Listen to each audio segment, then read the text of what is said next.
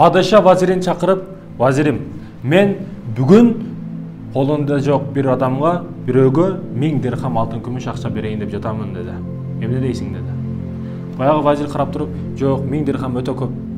Көпчүлүк кылат. Өтө көп деди. Падыша карап туруп, 500гө 900 дирхам акча берсем эмне дейсиң деди. Жок, бул дагы көптүк кылат деди. 700гө эмне дейсиң деди. 700 берсем болобу? Жок, бул дагы көптүк кылат деди. 500гө жок, бул дагы көптүк кылат. Өзүң эмне дейсиң? Канча беришиң керек?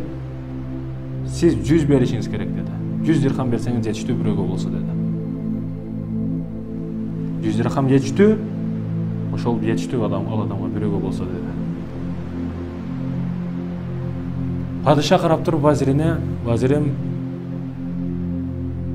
булардын бардыгын 1000 дирхамды мен акчаны сага берейин деп жаттым эле.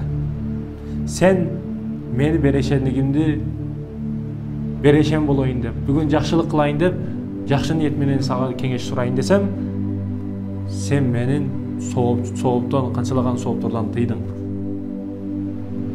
Канчалаган сооптордон мени тыйып койдуң да, өзүңө келе турган кубанычты тосуп койдуң дейт.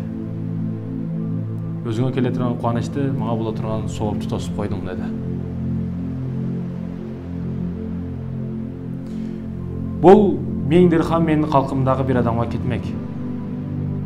Сен бирөөгө дегениң ал өзүңдүн тууганыңа кетмек. Эгер башка бирөө болгон учурда дагы. Сен башка бирөөгө каалабаган менин элимдеги балдарыма каалай белең.